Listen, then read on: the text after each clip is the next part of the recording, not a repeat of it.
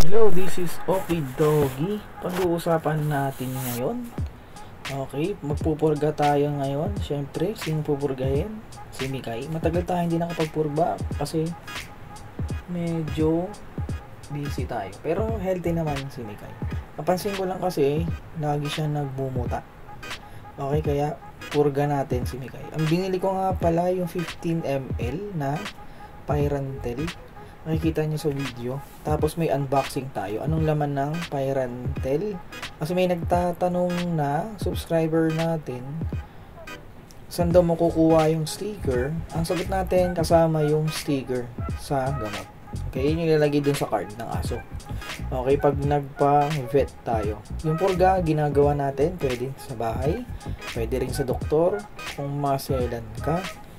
Pero, kadalasan ako gumagawa ng purga. Tapos, yung vaccine, sa doktor na. Okay, kung magkano yung vaccine, siguro update ngayon, 450. Tingnan, depende lang sa doktor. Okay, yan. Ito yung tsura ng Pyrantel. 15 ml yung binili ko kasi isang aso lang naman siya. Pero kung tatlong aso nyo, ang bili nyo yung 30 ml. Yung malaki na. Kaya 60. May 60 ml yan. Okay, ito kasi isa lang siya, kaya 15 ml lang binili ko. Okay, 96 pesos lang siya. Free shipping na yan sa Orange app. Okay, ito yung sticker yung nagtatanong yan.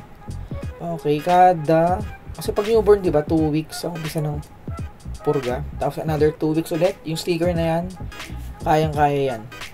Hanggang maubos yung pang-purga natin.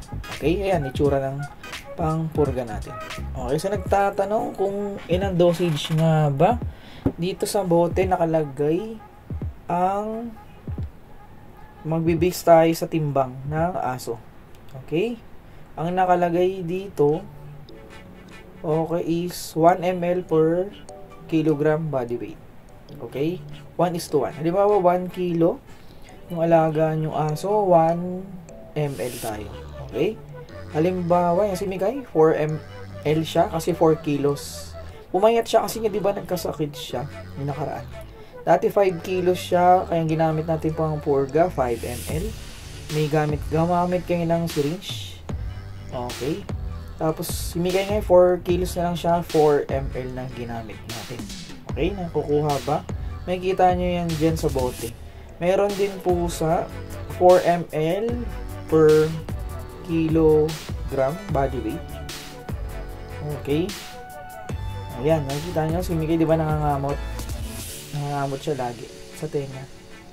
Okay, kasi meron dito na pinapatak sa tenga. Yung para sa ear mics, hindi nakikita yun. Okay, may kita ngayon sa microscope. Pero pag ganyan, nakikita nyo, patakan nyo na siya. Meron akong binili. Wait lang kayo sa vlog natin. Okay, ngayon, ito na. Panoorin lang hanggang sa dulo kung paano magpurga. Sa gilid lang ha. Kasi pag sa harap ng dila, magsusukay aso. Okay, again, this is Okie Doggy. Ayun na tayo nakapag-vlog. Naniniwala pa rin sa kasabihan, huwag natin bilhin kung di naman kailangan. Pero kapag para sa aso, pwede.